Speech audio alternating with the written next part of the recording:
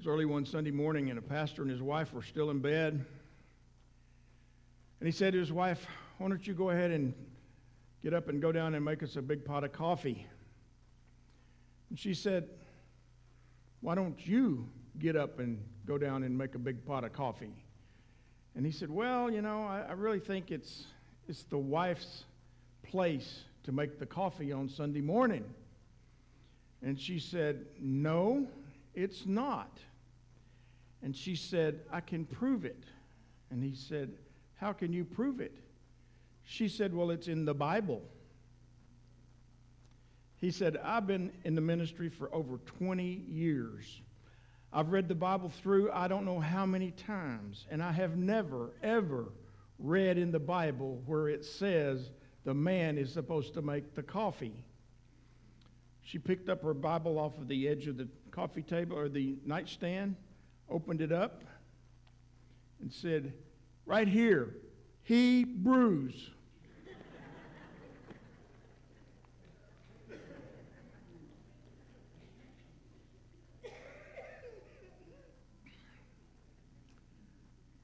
Pass the biscuits. This morning I want to talk to you about a man who trusted God without knowing why he was doing it.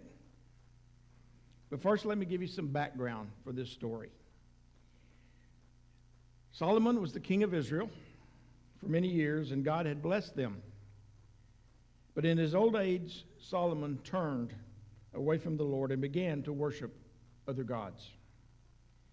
It angered God, so after Solomon died, the 12 tribes of Israel were divided.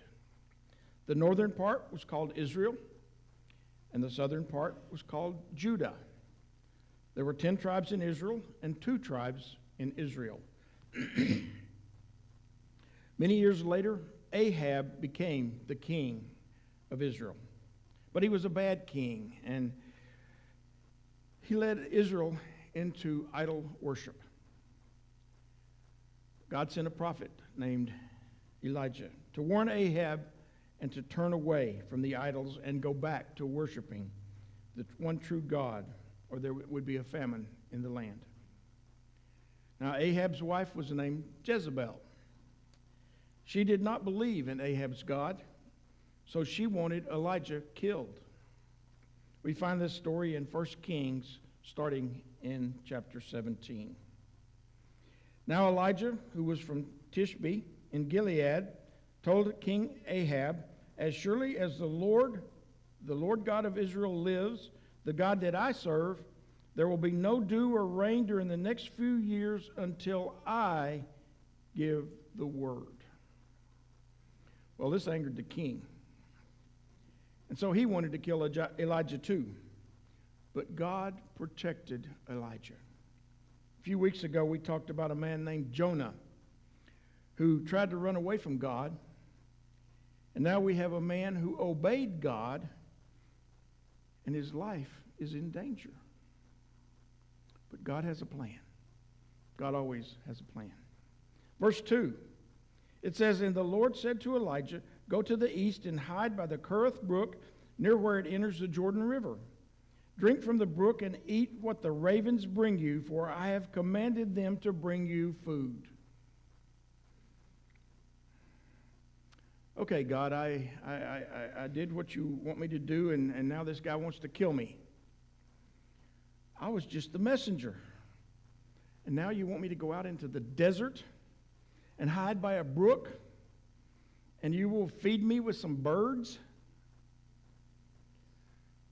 Now, I don't know about you, but I would have had all kinds of questions about the food those birds were bringing me.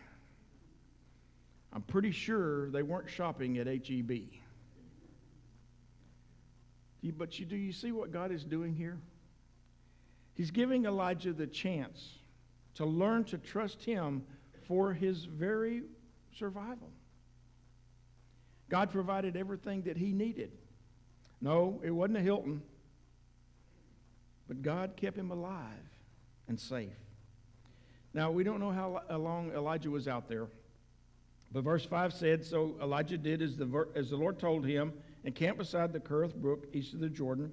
The ravens brought him bread and meat each morning and evening, and he drank from the brook.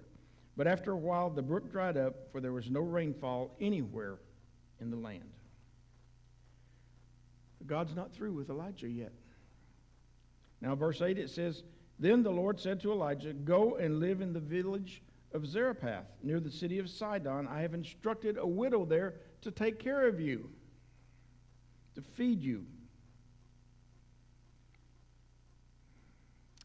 Okay, God,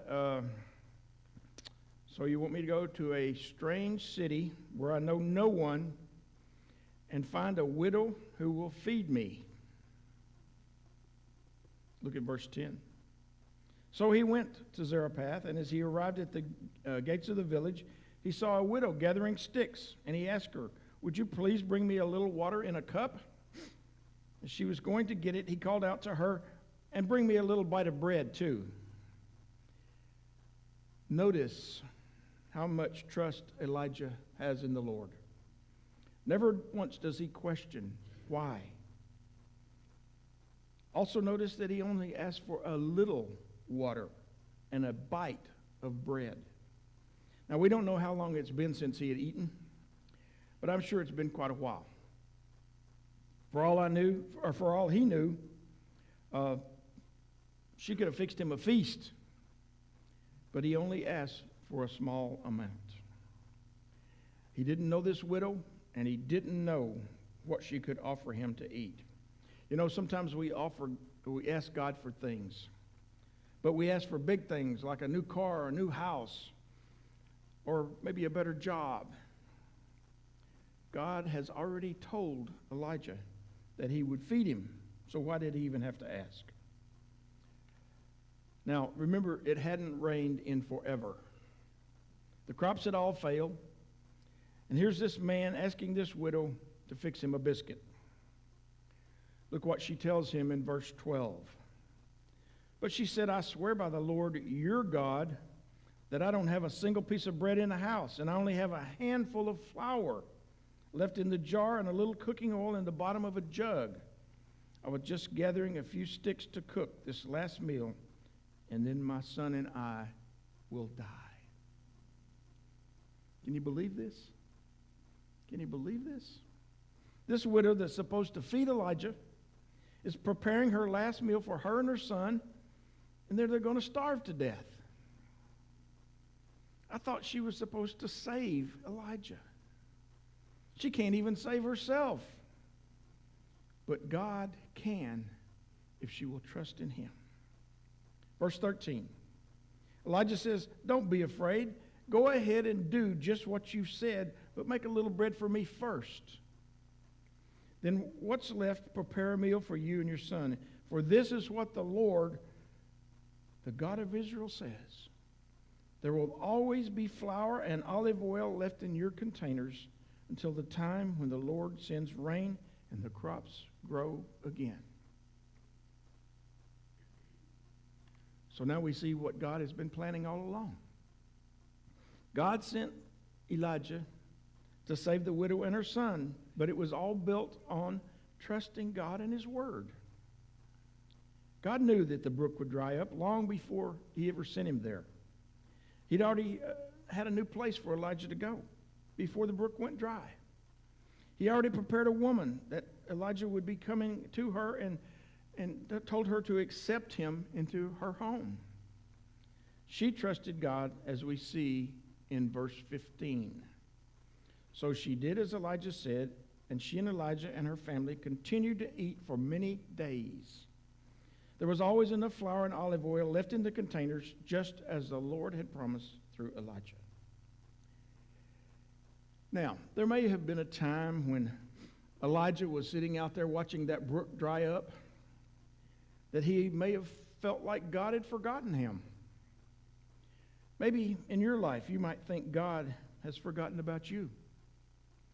Maybe you feel like that God's just not listening. Or maybe he doesn't care about you. God didn't forget about Elijah, and God hasn't forgotten about you. Just like he knew Elijah's needs, he knows your needs also. And he has plans to meet your needs that you don't even know about. Excuse me. Your situation may have caught you completely unprepared, but it didn't take God by surprise. He has a plan. He has a plan for you when you think your world has fallen apart. You may feel small. You may feel helpless. You may feel all alone. Just like Elijah probably felt when he was sitting out there by that brook. You may wonder if God even knows who you are. But I can assure you that he not only does he know who you are, but he loves you very, very much. So, why was it important for Elijah, for God to send him to these two places? The meaning of the names in the geography says it all. Kerth, the name of the brook, means cut off. It's a place north of Samaria. It's a desolate place in the rocky wilderness. There's no food source there. He will have to learn to depend on God to meet all of his needs. Zarephath means a smelly place or a furnace or a refiner. It was a place where metals were put into the furnace and tested in order to purify them and make weapons to temper them, to make them stronger and more effective. Here, Elijah will have to learn to trust God and draw on his strength to perform miracles. Now notice that not only does God know Elijah's name, he knows where he is. And he knows where he's going. God has a plan for Elijah's life. Elijah's job is merely to follow him. And God has a plan for your life too. If you will be faithful and follow him, he will see you through. Also notice that God has plans to protect him and to provide for him. Whether it's brooks and ravens or a biscuit from a widow, God was always faithful to provide for Elijah. Did I mention it wasn't the Hilton? He will do the same for you if you will just trust him. Now remember how all this started. Elijah was hiding from Ahab and Jezebel, who had armies looking to kill him. First, God hides him. Then he sends him to Zarephath, which is near Sidon, which is Jezebel's hometown. The people in Sidon and the surrounding country, including the widow, all worshipped Baal. Why would she even consider helping a prophet of Jehovah? And we see that her household was probably the least of the least. All of Sidon was poor, but she was probably the poorest. How was she going to provide for him? Now, logic would tell us that there's very little hope for Elijah in Zarephath, but human logic can never comprehend God's miraculous grace. You see, Elijah's faith did not rest on the widow. It rested on God.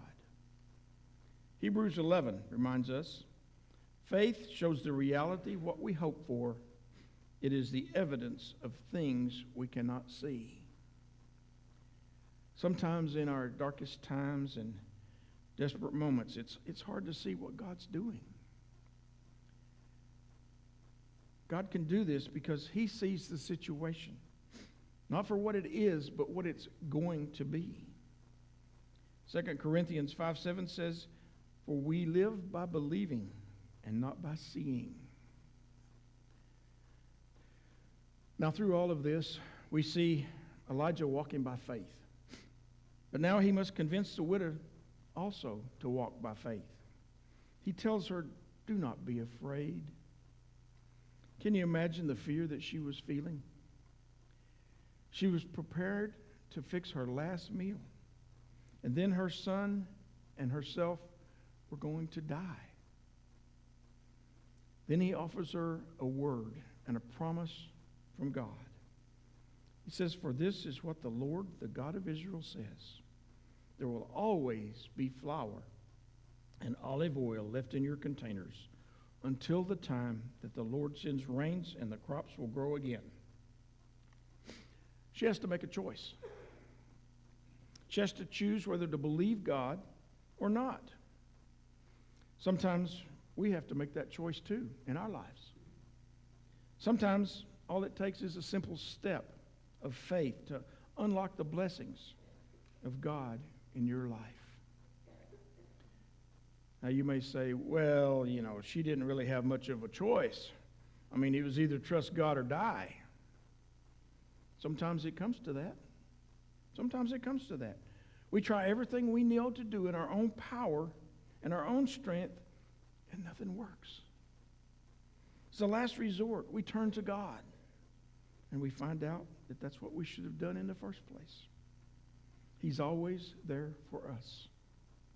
So what lessons can we learn from this story today? What can we learn about God and trusting God and about His blessings? First, we see that sometimes God requires a commitment from you prior to granting His blessings to you. God asked Elijah to do some things before He blessed him, and Elijah did them. God blessed him. Elijah asked the widow to make a biscuit with the last of her flour, and she did, and God blessed her. Second, we see that God blesses those who bless others. We need to look for opportunities that God gives us to bless others. As humans, we all have a need to be cared for and to be cared about. And last, sometimes God's blessings are just enough so that we don't fail to thank God each and every day for our blessings. Note that God didn't fill up the containers of the widow, but He said there will always be flour and olive oil left in your containers. There was just enough for another day. But the story of Elijah and the widow does not end here. Later on in the verses, the widow's son gets sick and he dies. Of course, the widow blamed Elijah for his death. But again, we see Elijah's faith as he cries out to the Lord and he asks Him to restore the boy's life. God hears his prayer and the boy lives again. And finally, the widow acknowledges, down in verse 24, she says, "Now I know for sure that you are a man of God and that the Lord truly speaks through you." She becomes a believer. Folks, God has more going on than we can ever imagine. He's at work behind the scenes to meet the needs of His children. So the next time you find yourself in great need, just trust in God and ask Him to pass the biscuits. Will you pray with me this morning? Lord, we thank you that you're always there for us. We thank you that you know the plan that you have for us.